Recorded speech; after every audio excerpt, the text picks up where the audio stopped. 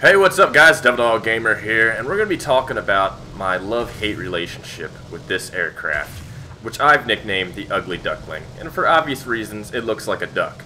But this is the Hs.129B-3, and we really have a love-hate relationship with this aircraft. I love what it's capable of, and it's like one of the most satisfactory killing machines there is when you actually get a kill. But it is the most terrible aircraft in War Thunder, period. If you spend any time flying this aircraft, you will know exactly what I'm talking about. So a little history lesson on the Hs.129B-3. Now the Hs.129 was a specifically designed ground attack aircraft for the Germans. Now it was relatively small numbers made, and the B-3 version was even worse. Only 25 of them were made. Now you got to think of this thing as the equivalent of an A-10. The entire pilot was surrounded by steel. Even the canopy was steel. It was a bathtub of steel and armor to keep them safe. Now, it became predominantly a nose-heavy aircraft, so it already had poor performance. This aircraft, during the war, had very poor performance. Now, the B-3 version of it threw on a 75mm cannon onto the bottom with hydraulics and a 12-round rotary magazine, and was actually capable of destroying any tank during the war. Any tank that was on the field, this aircraft could kill with its 75mm cannon, due to its, its attack angle, its height. It would nullify any sort of sloped armor. It was just basically a beast. Now the only problem was you already had a poor performing aircraft due to its armor and weight and its power plant. It was, the engines were not capable of powering this aircraft. Then you threw a fucking 75mm cannon on it, and then what do you think was going to happen? This thing sucked. In all historical data you can read as far back as you want, this aircraft was terrible. And it totally reflects it right on back into War Thunder. This thing is the hardest plane to keep in the air in the game. It is a battle. A constant battle to keep this thing in the air.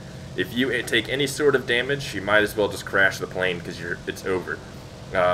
Trying to do a quick 180, as you can see here, as I'm trying to turn, this thing's wanting to nose down. It's got that nose-heavy ability to it. It is very hard to come around and return to attack a target. Trying to outturn fighters, you're dead. Any sort of fight on your ass, you're dead. Now, for one of the most heavily armored aircraft during the war, this thing does not take a beating. It likes to get pretty much blown out of the sky. And it is incapable of flying on one engine in-game. Now, in real life, I've read that there actually were, Hs.129s that flew on one engine. So that part kind of makes me a little upset. Now, the worst part about this was more of a troll aircraft to begin with in, any sort of head-to-head dogfighting aircraft. 75mm gun with its armor-piercing rounds would demolish a plane if it hit it. It is very hard to aim this gun. It takes a lot of practice, and during dogfights with little bit of the lead reticles, it was possible. Now throw this thing into the ground forces. Not only do you have fighters in the sky, you have the overpowered, ridiculous AI AAA that will just fucking pepper you to death until you explode, or more likely kill you, and the player AAA. This aircraft is a flying death wish. If you fly it, you will die. I promise you that. You will die. But it is the hardest aircraft to get a kill with. But when you do actually get, you like that little ram I got there, right? But if you do get a kill with it, it is awesome. Even this aircraft on takeoff is just a joke. It is like trying to get a freaking brick off the ground. As you can see here, I'm struggling bad, and it's starting to go down again. It is a very hard aircraft to fly, no joke. With the armor of the front and the 75mm gun, it is a pain in the ass. But getting kills with it is the most satisfactory thing you can do, because when you get a kill with it, you feel like you've accomplished something great. Now, let's get into the cannon. Now, this thing was called the tank cracker by the Germans. It was capable of killing any tank on the field of battle that it would run across. It could kill anything. The ISs, the T-34s, it didn't matter. It didn't matter. You're coming from such a high angle and above. You got to remember that the tops of tanks are not armored because they're not designed to take punishment from the air. They're more worried about everything else from below. Now, if you do manage to land hits with this thing, you'll notice that it pops up with nice little hit markers and nothing else. You know, that tank just took 2 right there to the top side. It's very hard to get kills. And see, at this point, I've already taken enough damage. My plane is just foobarred at this point. It's not going to want to stay in the air whatsoever. It's pretty much done. If I didn't get killed by this guy, I was going to crash anyways. You know, I mean, this is how this aircraft goes. It does not take the punishment whatsoever. And it is a very easy target due to its lack of power to stay in the air, and it can't turn, and you constantly have to finagle it here and there. But it is very hard to maneuver. And what makes it almost even worse with this gun is that the enemy tanks and AI tanks don't render in until a certain distance. So you can't physically see them. And I actually got a lucky shot on that AI and managed to light him on fire. But at that point, there's no reason why, you know, it's not going to matter, because my left engine's dead, and you see I start going straight to the ground. Boom, dead. You can't survive it. But anyways, the tank render distance is very close. You have to get very low and slow, and you have very limited time to actually kind of see an enemy tank and then readjust to fire for it, which makes this thing an easy target for player AA and, you know, the AI AA. And at this point, you have very little room for error to use this cannon, and when you got this many fighters in the air and AA on the ground, you're in a lot of trouble. But this is a very rare plane to get kills with, but when you do get kills with it, you feel so much better about it. As you're about to see here, how many shots it actually takes to kill a tank. This is the norm for me. This is, every single kill I've gotten is like this. 3 kills, and 3 hits and it explodes. Now, granted, that was an armored Vic. You know, it was a pretty good armored vehicle. But this aircraft wasn't called the Tank Cracker for nothing, and it had 12 rounds in its magazine. As you would assume, it wouldn't take all 12 rounds to kill one tank. And this plane definitely needs some TLC by Gaijin. There are quite a few things in my last-ditch effort to get a tank kill. Whatever. And I actually got him on fire.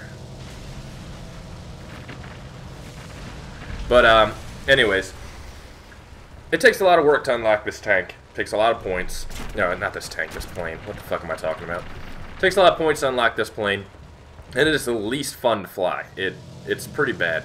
I would like to see some work on the flight model, as there are prototypes that were being developed with better engines to increase it, but I would like to see those kind of engines implemented on the B3 version to kind of help it keep airborne, because it is very hard to stay in the air. I don't think there's really a problem with it as its flight model, other than just needs more of a power plant to keep it airborne and such.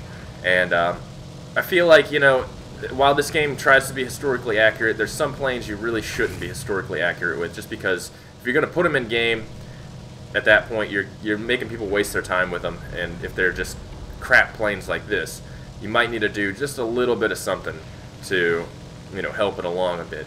And this plane definitely needs some TLC. Now the gun definitely needs some work on it. It shouldn't be a multi-hit, multi-shot gun like this. I mean, you're coming in at a high angle, the armor should be nullified, but it takes multiple shots.